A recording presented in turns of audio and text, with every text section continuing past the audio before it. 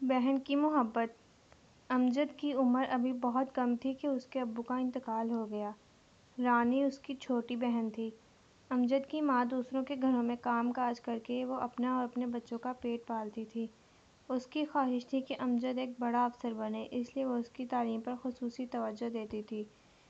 آج امجد صبح سے ہی بہت اداس تھا۔ وہ جانتا تھا کہ آج رانی کی سالگرہ ہے۔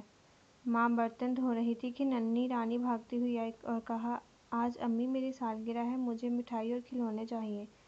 ماں نے پہلے تو اسے سمجھایا کہ ہمارے پاس اتنے پیسے نہیں ہیں کہ ہم یہ فضول خرچی کریں، مگر رانی نہ مانی اور رونے لگی۔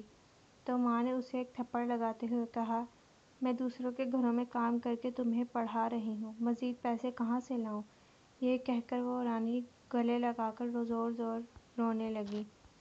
امجد یہ سب دیکھ اور سن رہا تھا۔ وہ چپ چاپ اٹھا اور گھر سے باہر نکل گیا۔ اچانک اس نے ایک فیصلہ کیا۔ وہ سیدھا مزدوروں کی بستی میں پہنچا اور ٹھیکیدار سے کہا، صاحب جی کوئی کام ہے تو مجھے اس پر لگا دیں۔ ٹھیکیدار بہت رحم دل تھا۔ اس نے کہا، بیٹا تم تو ابھی بہت چھوٹے ہو۔ اس سے پہلے کہ وہ اپنی بات پوری کرتا امجد بول اٹھا، سر آپ کی مہربانی ہوگی، مجھے کام کی سخت ضرورت ہے۔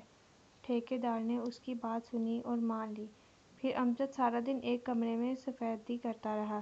شام کو وہ پورے 200 روپے لے کر بازار گیا، بہن کے لیے مٹھائی اور فراخ خریدی اور خوشی خوشی گھر میں داخل ہوا۔ رانی کو آوازیں دینے لگا۔ ماں نے وہ چیزیں دیکھیں تو امجد کو ایک زوردار تھپڑ مارا اور بولی، تم نے یہ چیزیں کہاں سے لی؟ کیا بھیک مانگی تھی؟ امجد نے اپنے سفیدی سے بھرے ہاتھ ماں کے سامنے کر دیے اور کہا، ماں جی میں نے بھیک نہیں مانگی بلکہ مزدوری کی تھی۔ یہ سن کر ماں نے امجد کے ہاتھ اپنی آنکھوں سے لگائے اور بولی، بیٹا مجھے تم پر فخر ہے، اب مجھے امید ہو گئی ہے کہ تم بڑے آدمی بنو گے اور دنیا میں تمہیں کوئی شکست نہیں دے گا۔